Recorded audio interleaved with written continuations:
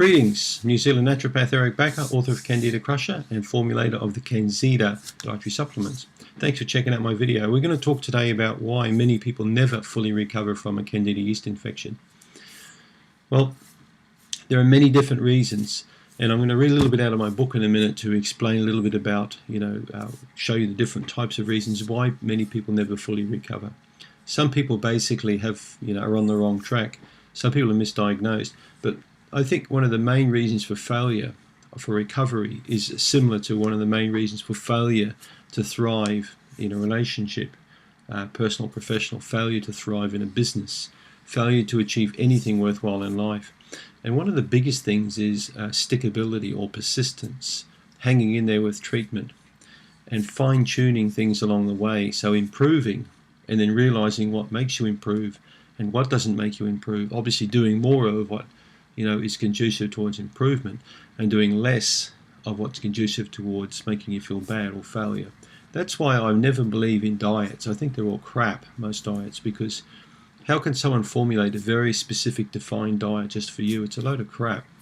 A diet is something you define and fine-tune and perfect over time. It's like your garden. I can't give you an idea on how your garden is going to look. It's something you create and design yourself.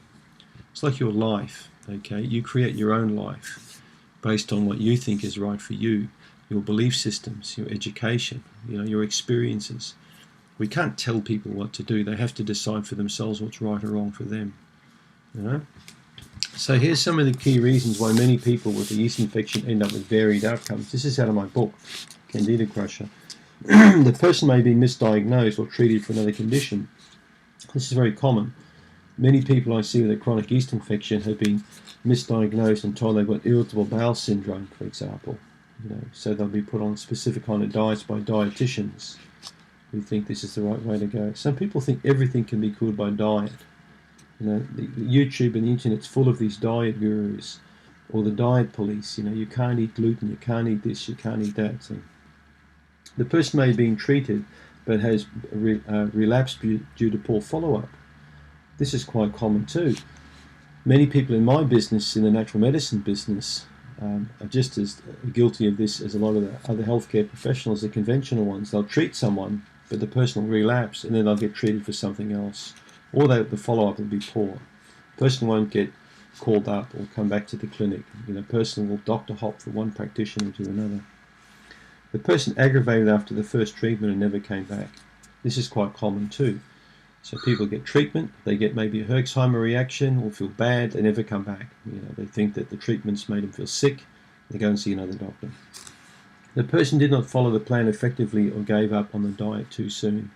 This is one of the most common reasons for failure, is people giving up. People give up in life way too easy. Persistence breaks resistance is my saying. You have to persist with things. You have to continue on and continue on and continue on until you get what you want. Anything in life worthwhile is worth, hanging in there for. The person thought they could beat a yeast infection with supplements alone. Again, what a load of crap. You can't do this. You can't just take a pill and fix your ill, all right? You've got to make major changes to your diet and your lifestyle. Supplements are the icing on the cake, okay? They're not the actual cake itself. It's the same with diet. You will not beat Candida with diet alone. You will not beat Candida with lifestyle alone. You need to beat it with a combination of different, events. The person did not stop drinking alcohol entirely, no matter how little consumed.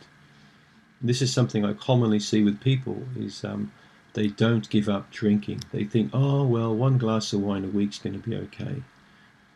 I've got a pet hate with people who are gluten-free, but then they decide that wine is okay or alcohol's okay. Don't talk to me if you're in this category. I don't want to hear about it. Right? The person regularly takes prescribed drugs, maybe the pill or antibiotics. This is again very common. So people think they can take the oral contraceptive pill, and beat a Candida infection. You can't. You have to stop the pill for a while if you really want to beat a chronic yeast infection. All right, because estrogen, synthetic estrogen in particular, has a way for really allowing a yeast infection to continue on. The person does not adopt rest, exercise, or support a healthy lifestyle. Right? So they don't really want to do everything that they can in their power to beat the infection. And the last one, a person is subjected continually to a low-grade stressful lifestyle. This is a lot of people.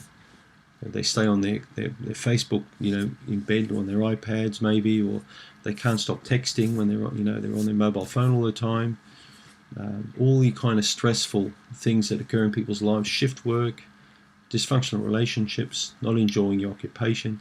These are all contributing factors to why people can't recover from a yeast infection. So if you can relate to any of that I've given you, have a think about your lifestyle and your diet and the changes you can make, right, that are really going to help accelerate your recovery. Check out yeastinfection.org for some of the best articles on the internet. Don't forget my survey at candidacrusher.com, and also check out canzida.com for the best range of dietary supplements regarding yeast infection. Thanks for tuning in.